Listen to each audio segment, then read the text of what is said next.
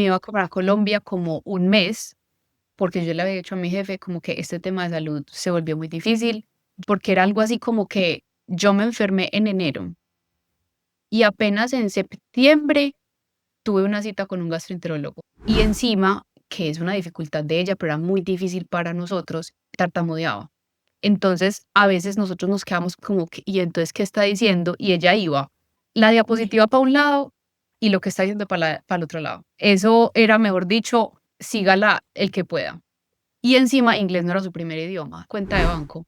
Lo despachan a uno como metilando calvos. Sí, solamente tiene que llenar aquí, mande esto. No entendí. Abrí la cuenta en el banco más pelle que pude haber abierto la cuenta.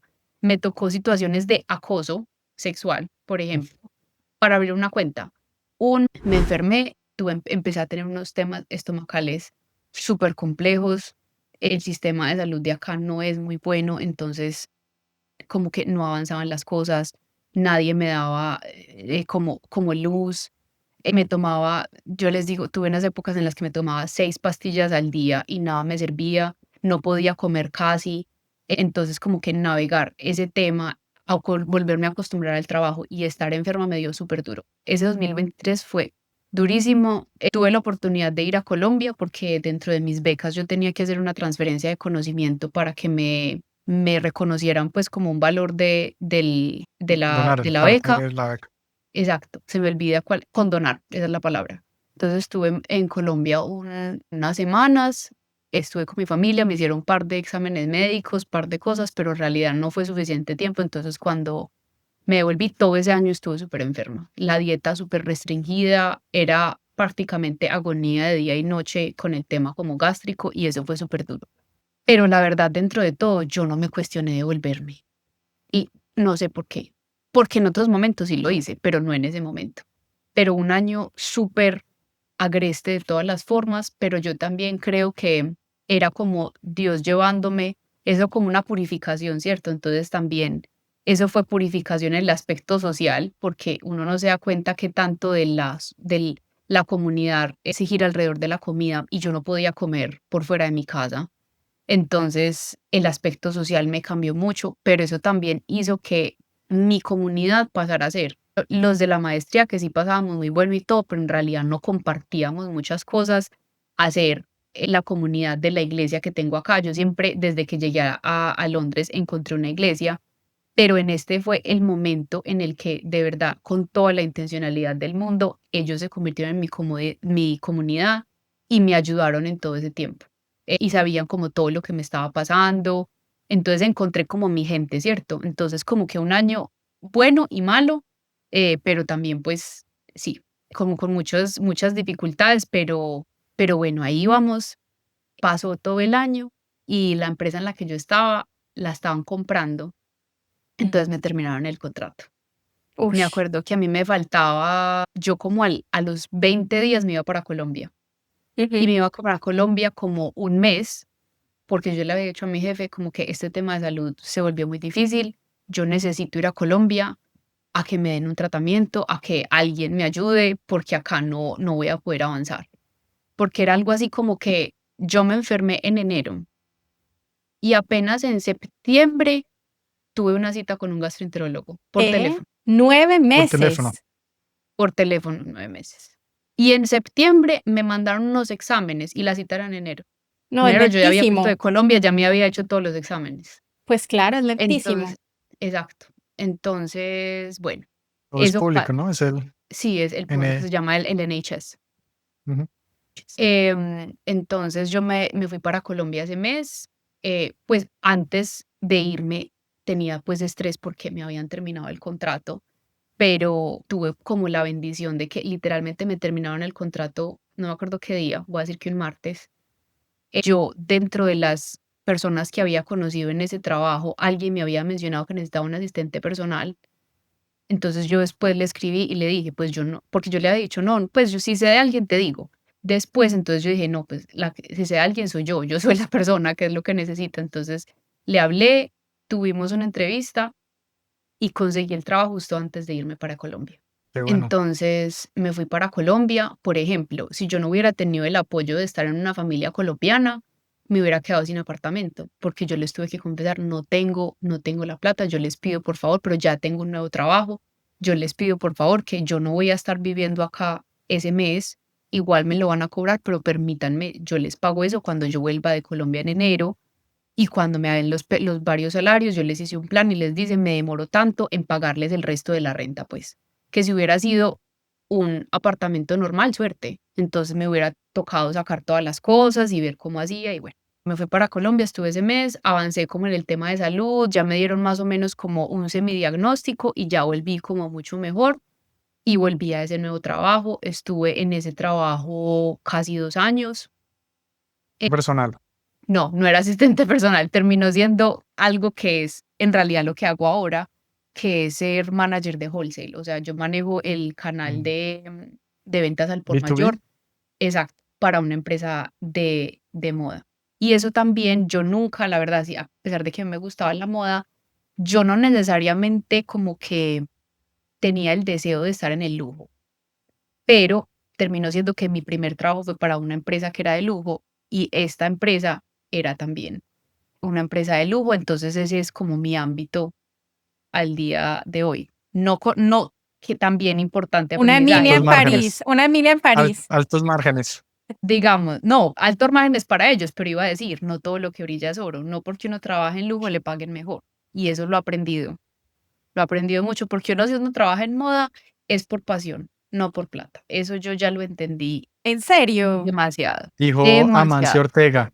Dijo Amancio No, te voy Ortega. a decir con toda la tranquilidad, mientras, o sea, mientras más lujo, Ese no es menos, lujo, ¿no? Pero no, pero yo estoy seguro, yo creo que ellos pagan bien, pero mientras más lujo sea, menos bien pagan. Harrods, que es la tienda por departamento, no sé si han escuchado de Harrods, Sí, sí, la claro. tienda por departamento más famosa del mundo, la mejor del mundo, los salarios de Harrods. O sea, es lo mismo que si yo trabajara para ese primer trabajo. Era lo mismo, sino menos que si yo trabajara en un H&M de dependiente normal. Wow, O sea, no sabía. los salarios súper malos, pero pues yo siempre dije para adelante, o sea, yo siempre me metía más porque me gustaba el trabajo. Entonces estuve con esta marca en te quería negocio. hacer una pregunta hace Sí, rato. cuenta. Como tú dijiste que pues que en Europa la gente no es tan educada, de lo cual estamos de acuerdo. Mm, Por ejemplo, Carolina y yo nos decepcionamos mucho de los, pues, de alguna calidad de algunos profesores que tuvimos aquí. total, Te queríamos preguntar si a ti te pasó lo mismo, si viste como, uy, no, no, pues total, sí, estoy fuera, Yo de pero la pues en Colombia, mayoría, yo del total, 90% o más. total. La verdad que eso me dio muy duro, sobre todo porque la maestría, yo decía, es que yo voy a tener que pagar esto. Yo me vine, este es mi sueño. Y esta señora me está enseñando esto en serio, me está mirando a la cara y yo le estoy dando 27.000 libras por esto, totalmente, totalmente. Primero que todo, la calidad de los compañeros, hubo unos que dije, no sé ni cómo se graduaron. Te digo, Tal. una canadiense que escribía, el párrafo era desde el principio de la hoja hasta el final de la hoja, y yo, hola, ¿dónde está el enter? ¿Dónde está la redacción? Cero. Yo decía, este es tu primer idioma, o sea, ¿are you okay? Cero, cero. Pues el criterio para Alan, no sé en qué, no sé dónde estuvo. Mm, Obviamente depende de dónde estuvieron, porque pues no es necesariamente nacionalidad, porque hay de todo. Yo creo que eso sí. es más a nivel personal. Los profesores sí, que la verdad, en mi maestría, profesores buenas dos, Mm, mediocres, mediocres tres y el resto malas. sí, De sí, verdad, una clase que me pareció una clase, o sea, en un MBA, la clase de estrategia de negocios, eso es el centro del MBA. total. Era una profesora que primero nunca había trabajado en su vida. Yo siento que en Europa y específicamente en Inglaterra, la desconexión entre la academia y el mundo real es abismal, Mm, abismal. Porque hay profesores que simplemente se dedican a ser profesores toda la vida y no saben de qué están hablando. Lo que saben es acá porque también, papers, aquí se también. listan papers, pero no es la vida real. Y yo venía a Ujú, estar comprada en EAFIT, que es sí, una universidad montada por el sindicato antioqueño, donde todos mm, me daban la clase y se iban para Bancolombia, para Sura, para Protección, o sea, no, sin decir que EAFIT es lo mejor del mundo, pero el conocimiento era lo que es la verdad, mm, ¿cierto? Y no totalmente. fundadores de las empresas y todo eso, entonces yo venía de una formación de negocios académicamente yo considero que estaba muy bien y prácticamente era muy relevante. En cambio, en Inglaterra, no sé qué onda. O sea, la verdad, la desconexión completa. Y por ejemplo, esta profesora nunca había trabajado, solamente hablaba de 3 conglomerados de lujo del mundo, no sabía hablar de una empresa pequeña, de una empresa mid, de una empresa nada. Ujú. Y encima, que es una dificultad de ella, pero era muy difícil para nosotros, tenía un stutter, tartamudeaba. Entonces, a veces nosotros nos quedamos como que, ¿y entonces qué está diciendo? Y ella iba la diapositiva para un lado y lo que está diciendo para el otro lado. Eso era, mejor dicho, sígala el que pueda. Y encima, inglés no era su primer idioma. Entonces, dese la Juepucha. bendición. Dese la bendición. Me fue muy bien en la clase, pero no por nada que yo hubiera hecho, sino porque yo me leí un par de cosas. Ni Por siquiera era vos, claro. difícil. Ni siquiera era difícil. Sí, total. Y lo peor es que yo también, la verdad, la familia Uribe, de mi lado de la familia, muy políticos, yo me meto en todo, a todas las asambleas. Entonces yo fui la primera que dije, no me gusta esa profesora, la calidad de eso está mal. ¿Y qué hicieron? Nada. Esos 27.000 libras ahí quedaron,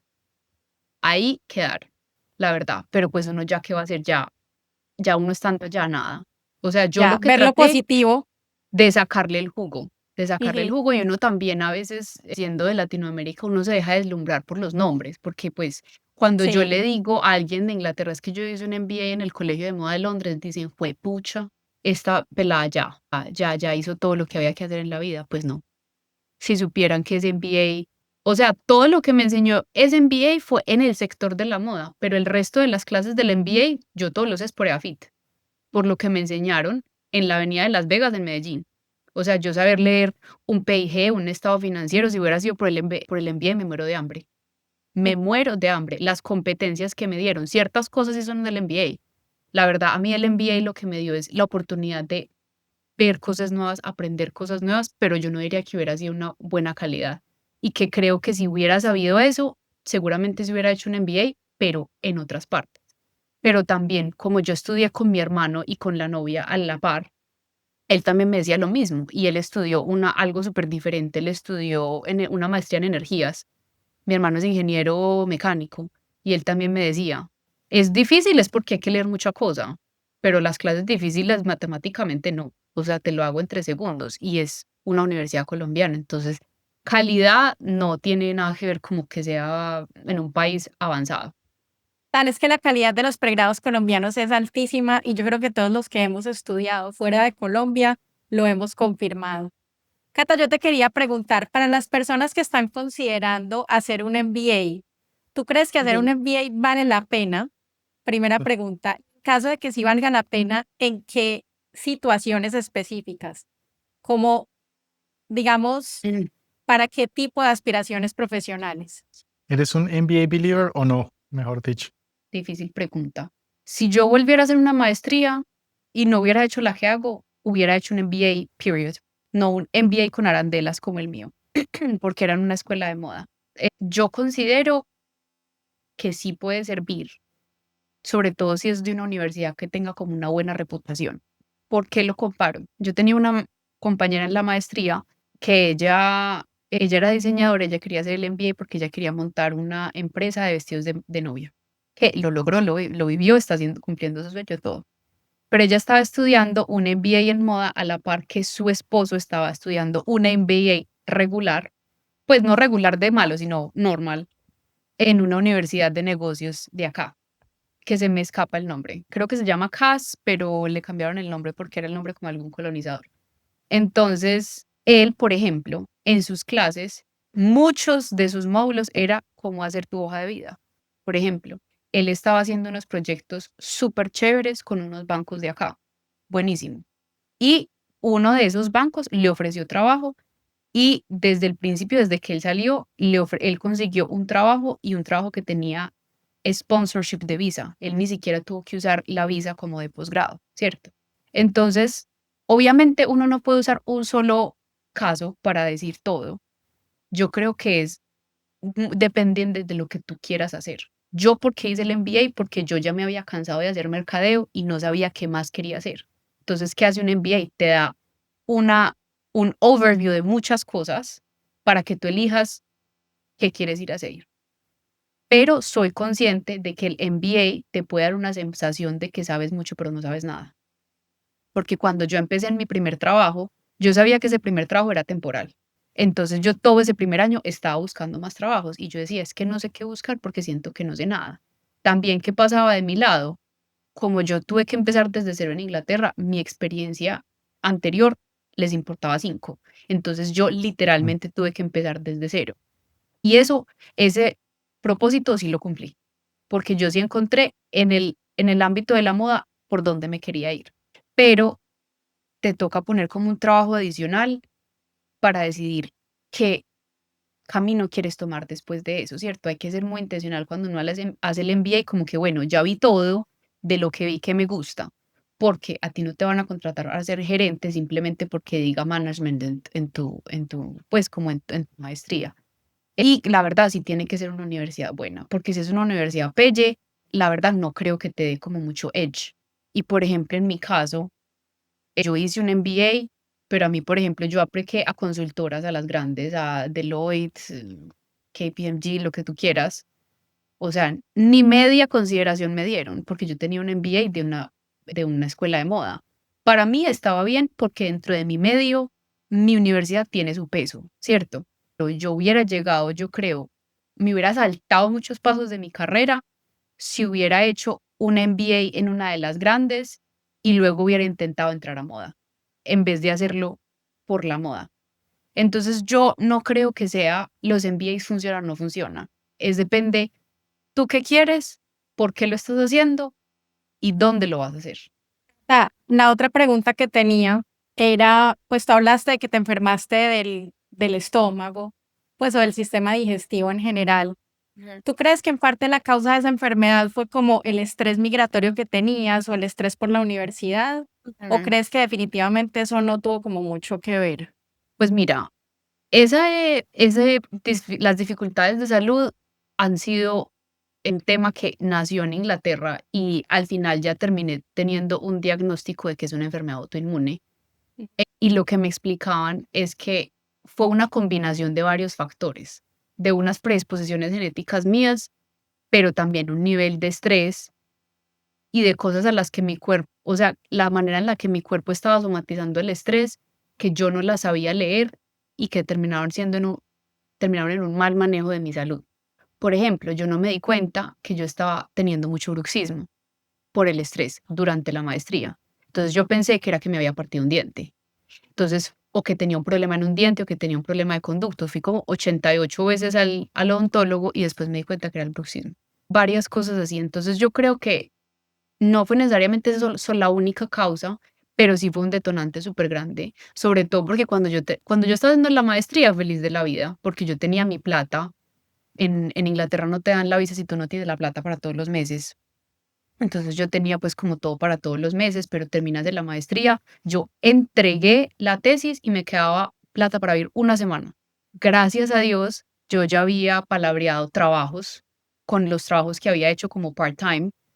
Yo ya les había dicho, voy a terminar la maestría y entré full-time a trabajar en una tienda. Pero si yo no hubiera tenido eso, ¿qué hago? Me muero. Entonces, para mí, de pronto, una persona que en Colombia ya hubiese estado acostumbrado al peso de es que si no trabajas, no comes. Yo no había estado acostumbrada a eso. Entonces yo creo que para mí fue más como el peso de llevar esa responsabilidad y de no haber sabido manejar bien mi salud. Pero sí, obviamente el estrés detonante completo.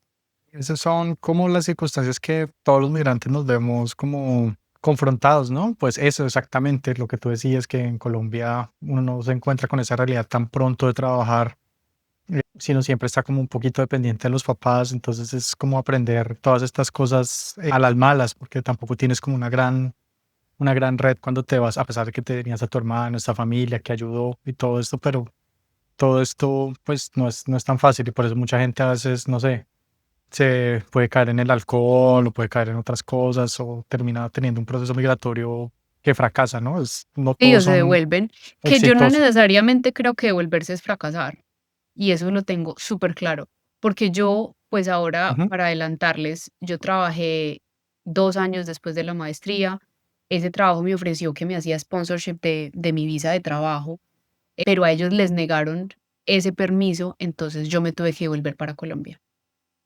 Y yo estuve en Colombia un año y acabo de regresar. Regresé hace un par de meses. Entonces ya llevo un año de vivir en Colombia, habiéndolo comparado, viviendo como una adulta en Inglaterra. Colombia tiene una calidad de vida espectacular, espectacular en muchas cosas. Entonces no necesariamente devolverse es fracasar, pero si uno regresa en ciertas circunstancias, se puede sentir como un fracaso. ¿Acuerdo? Por ejemplo, si uno vuelve como antes de terminar lo que se fue a hacer. O sea, si yo me voy a hacer una maestría y vuelvo antes de graduarme porque no lo logré, en ese caso se Sí. siente como un fracaso. Claro, Pero claro, sí, al claro, final, sí. como tú dices, yo creo que volver es simplemente De acuerdo. una decisión, otro escenario posible dentro de los tantos escenarios que están Sí. disponibles. Sí, hay muchos matices dentro de eso, pues como yo les digo, nosotros nos venimos los tres mosqueteros, hermano, su novia y yo, todos situaciones laborales y migratorias muy diferentes. Y los cambios que tú decías, Juan, por ejemplo, digamos, mi hermano y la novia juraba que se iban a casar y no se casaron. Pues Mm, terminaron estando aquí mm, y es la prueba que la inmigración pone en tu vida, ¿cierto? Total, Eh, Puede que hubiesen también terminado si estaban en Colombia, pues, pero la inmigración tiene una forma de sacarte como lo más profundo que tú tienes adentro, claro. porque tú estás luchando, todos los días son un reto y el idioma no es el reto, Uno de los, es es uno uno de de los. los. Puede ser de lo más chiquito, por ejemplo, en Inglaterra los waffles, a mí me encantan los waffles. Los waffles no son congelados como en el resto del universo, los waffles son en la sección de panadería. Por ahí 6 meses hasta que una persona inglesa se tomó el trabajo de decirme que los waffles, porque yo le decía, es que señora, no encuentro los waffles. Señora, ¿dónde? Y yo miraba el congelador hasta que una señora me dijo, niña, es que acá los waffles están en la panadería. Pero porque una señora se tomó el tiempo de enseñarme. Ahora para abrir una cuenta de banco, lo despachan a uno como metilando calvos. Sí, solamente tiene que llenar aquí, mande esto, mande esto. No entendí. No entendí. Abrí la cuenta en el banco más pelle que pude haber abierto la cuenta. Me tocó situaciones de acoso sexual, por ejemplo, para abrir una cuenta. Un man me tuvo 2 horas, un africano en una sucursal de banco. Ve, ¿y tú me puedes traducir esta canción, una canción en portugués? Y yo, señor, yo hablo español, pero hágale, yo Y con todas se la traduzco. Ve, ¿quieres un dulce? No, señor, muchas gracias, yo solamente quiero la cuenta bancaria.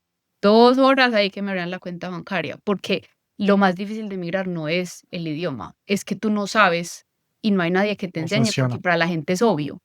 La gente es como que, claro, obvio, eso sí es así. Pues, y ni siquiera te explican como y uno como ya que en las mismas. ujú, total. Cata, para ir cerrando, tú estás casada. Ujú. Cuéntanos un poquito esa historia de amor. Ustedes se conocieron allá en Londres. ¿Cómo Sí. empezó todo? Y se fueron los Pues dos a Colombia también, perdón. Ahí también puedo ir. sí, no, ya viene la historia. Pues mira que en ese año tan difícil que yo les dije que tuve en el 2023, que yo estaba enfocada en buscar trabajo, enfocada en sobrevivir, porque el tema pues de salud era súper difícil, el tema económico también era súper restringido. Lo último que tenía en mi cabeza era conocer una persona. O sea, yo decía, yo lo que necesito es poner mi vida en orden porque esto está muy alto voltaje, voy en quinta. Y como yo les conté, encontré como mi comunidad en la iglesia. Llegué a una iglesia de mucha gente joven, de mucha gente que como yo llegó a Londres, de otras partes de Inglaterra o del mundo, que tenía como unas creencias, pero también quería amigos, quería salir, quería conocer. Pues, a través de eso, a través de una amiga en común, una vez en una despedida de otra de las amigas, conocí al que ahora es mi esposo y encontramos que él tenía un espejo, yo tenía un combo de amigas y él tenía el espejo de combo de amigos de todos de la misma edad. Entonces, esos combos empezaron como a unir antes de que él y yo empezáramos a salir y ya después él me invitó a salir y empezamos pues como nuestra relación en el 2024, que fue cuando yo les dije que ya entré como a esta empresa pequeña que era una startup y salimos todo ese 2024 y a finales del 2024 fue cuando sucedió lo de mi visa, entonces ahí fue como el interrogante como de qué hacemos y en general con el interrogante de que yo no sabía si yo me iba a querer quedar en Inglaterra o no. Yo fui muy sincera cuando empezamos a salir porque yo le dije, mira, los dos sabíamos desde el principio que era como algo súper serio, pues la relación nunca fue como así como que, pasemos el tiempo. Pero yo fui muy sincera en decirle que yo no sé si yo me quiero quedar en Inglaterra, tengo todo ese 2024, yo todo ese 2024 me pasaba algo malo y yo decía, esto no me pasaría en Colombia. Yo todo el tiempo decía, pues como que tenía esa cosita de que me quería devolver raro. Y mira que un año más feliz que el 2023 y yo en el 2023 no me quería devolver, en el 2024 se me metió y se me metió. Y pasó lo de la visa. Entonces nosotros esos fueron como 2 meses, a mí la visa pues me dieron esa noticia como en octubre, se me vencía la visa en enero, como esos 2 meses, él y yo ya habíamos tomado prácticamente la decisión de que, no de que nos íbamos a casar, pero en ese momento, pero sí que era alguna relación muy seria. Entonces buscando trabajo, no sé qué, no logré conseguir un trabajo que me diera sponsorship, entonces me tuve que volver a Colombia. Antes de volverme a Colombia estuve 3 meses en Barcelona porque tenía que estar en la Unión Europea para unas cosas de trabajo y todo el 2025 lo hicimos a larga distancia, en el que él, gracias a Dios, su trabajo se lo permitía, pero, o sea, dio todo porque nos viéramos. Entonces, no te cuento ni la cantidad de ciudades en las que nos vimos el año pasado porque yo estuve en Barcelona 3 meses y él 1 mes estuvo conmigo ayudándome a mudar, me visitó otras 2 veces, después nos vimos en París, después nos fuimos para Colombia, en Colombia viajamos, después yo me devolví a Francia en junio, después él se volvió o sea, un montón de ciudades en las que nos vimos y que fortaleció la relación, la verdad, porque yo no soy tan partidaria de las relaciones a larga distancia si uno nunca ha estado con la persona, pero nosotros ya habíamos tenido 1 año de haber salido justo antes de que yo ya me tuviera que ir de Inglaterra. Dijimos como, bueno, este es el compañero de vida. No necesariamente nos íbamos a casar todavía, pero dijimos, bueno, preparémonos para casarnos. Entonces, durante todo ese año de larga distancia, fue un año de ser súper intencionales. Nos leímos un libro premarital, conseguimos unos mentores, por así decirlo, en nuestra iglesia, que la chica era colombiana y el esposo es coreano.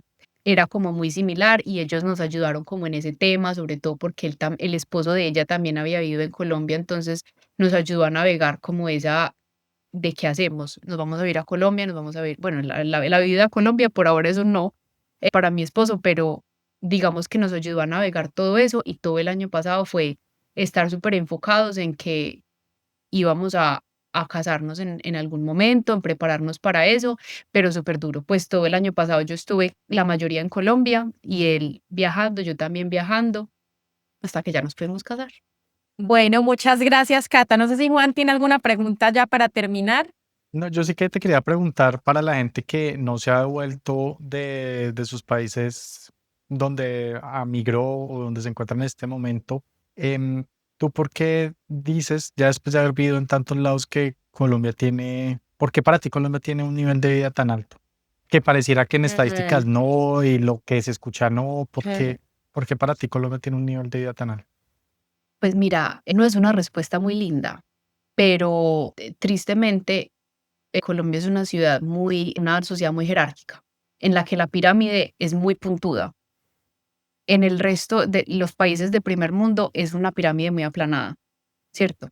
Eso significa que como hay más poquitas personas arriba, esas personas tienen muchos beneficios. Y la mayoría de personas que tenemos el privilegio de irnos a vivir fuera del país, estamos en la parte de arriba. Eso que sin decir que no tengamos ni deudas, porque eso no significa que a mí me hubieran pagado la maestría, no. Pero eso qué significa que también el hecho de que haya como un eurocentrismo en el mundo, en Colombia, nos favorece el hecho de que cuando volvamos, el haber estado acá nos adelantó la carrera, ¿cierto? Yo, de hecho, en este momento estoy trabajando para una empresa colombiana con que yo, o sea, que el trabajo que yo hice fuera del país es la única posibilidad que me hubiera permitido estar en ese trabajo a ese nivel salarial, porque me hubiera tomado mucho más años yo pedalearle a eso dentro de Colombia, ¿cierto? Entonces, eso que implica que tú estar por fuera, el conocimiento que adquiriste también, digamos que al menos en Inglaterra y al menos en Londres, Londres es el hub para demasiadas industrias. Entonces acá las cosas están súper adelantadas. Eso significa que yo fui catapultada a un mundo diferente, a unas cosas diferentes y que ya tengo unas capacidades muy superiores a lo que hubiera tenido en Colombia, no tanto en habilidades, sino en conocimiento. Eso me da a mí un valor que las personas que están en Colombia ya no lo tienen, ¿cierto? Y eso agregado a que, por ejemplo, cuando yo me devolví a Colombia el año pasado, llegué con la comodidad de llegar a la casa de mi mamá, donde no tenía que pagar un arriendo. Los primeros meses que estuve en Colombia ganaba en libras, entonces, mejor dicho, una princesa, yo me hacía las uñas, iba a pilates, de todo. Sí te da una comodidad, pero yo creo que esa comodidad, la verdad, no es solo el haber estudiado. Yo no tendría ese edge frente a las personas colombianas si no hubiera sido por el tiempo de trabajo aquí. Eso es lo que creo que te da como la comodidad. Y como las cosas en Colombia, sobre todo en Medellín, la inflación está tan alta, eso implica que la sociedad es aún más jerárquica y menos horizontal de lo que era antes. Entonces, las personas que tienen más privilegios, entonces tú tienes una persona que te vaya y te haga el aseo. Entonces, como te hacen el aseo, tú tienes más tiempo para ir al gimnasio, entonces si esa persona que te hace el aseo te hace como meal prep o te cocina, tú no tienes que gestionar eso. Si tienes mayores ingresos, puedes pagar una prepagada. Acá la brecha entre el seguro social y una prepagada es altísimo, altísimo. Yo he tenido millonarios con los dedos llenos de diamantes y no pagar una prepagada. No se puede. Mientras que en Colombia eso es mucho más manejable. Por eso es que hablo como de la calidad de vida, porque si tú llegas, sobre todo devolviéndote a Colombia, tienes un salario súper competitivo, tienes algo que la gente prácticamente, porque especialmente lo que yo hacía en Colombia cuando yo me devolví, nadie lo sabía hacer.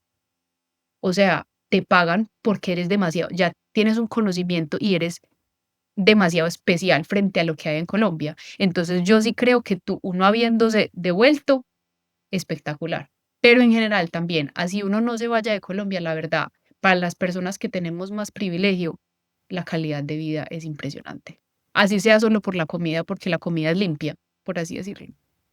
Perdón, me fui por la tangente porque me gusta mucho conversar. Cata, no, muchísimas gracias. Conversas muy bueno. Muchas gracias por este espacio, lo disfrutamos muchísimo. A ustedes, gracias por escucharnos. Como siempre, la tradición en este podcast es recomendar algún texto de literatura al final. Y yo tuve la oportunidad de presentar mi primera novela en la Feria del Libro de Bogotá el 27 de abril de este año. Y justamente presenté ¡Wow! la novela en la sala María Mercedes Carranza. María Mercedes Carranza fue una poeta bogotana. Entonces, mi recomendación de hoy es un poema que se llama La Patria, para que lo busquen. Recuerden seguirnos en YouTube, en TikTok, en Instagram y nos vemos en un próximo episodio. ¡Chao!